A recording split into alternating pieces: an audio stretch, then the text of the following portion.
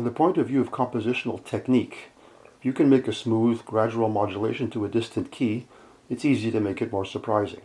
The opposite is not true. It's easy to make a modulation sound like a big bump, but it takes much more skill to make it smooth. Let's look at some real-world examples. First one is from the first movement of Beethoven's Fourth Piano Concerto. Here the music goes from G major to B flat major quite abruptly. The preceding music was in G major, the home key. Then it arrives at the dominant of E minor, the relative minor. And the E minor chord leads to the dominant of D major. So far we've stayed in the realm of closely related keys. But instead of arriving at D major, Beethoven goes to a D minor chord instead.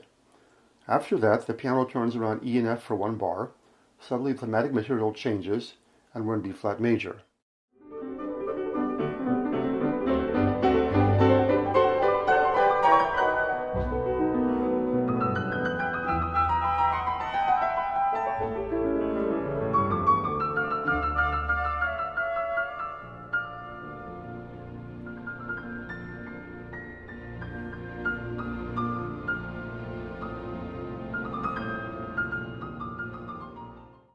Why does it work?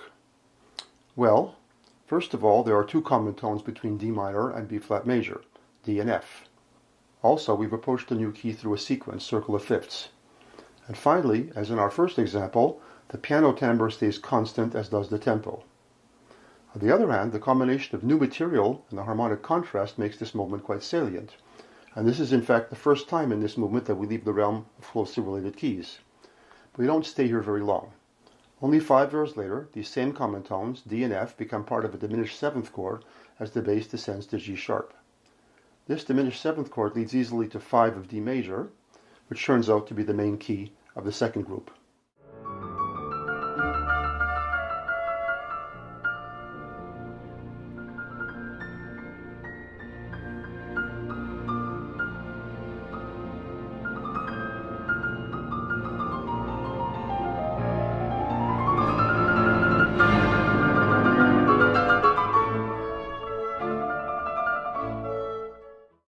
Diminished sevenths are often useful in chromatic modulations, since they're by nature ambiguous. They can resolve equally well in several different keys. Let's see how. Here I've spelled 4 identical diminished seventh chords in 4 different ways. Each spelling leads to a different resolution, by treating a different member of the chord as a leading tone.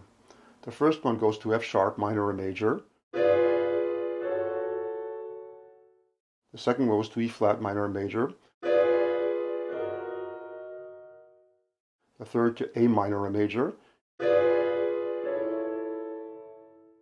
and the last one to C, minor or major. So a composer can make use of this ambiguity by presenting a diminished seventh chord in one key, and then in effect just respelling it to involve another key. Here's another example where Beethoven uses modal interchange. First, Beethoven seems to be heading toward a cadence in D major, but when it arrives it's D minor.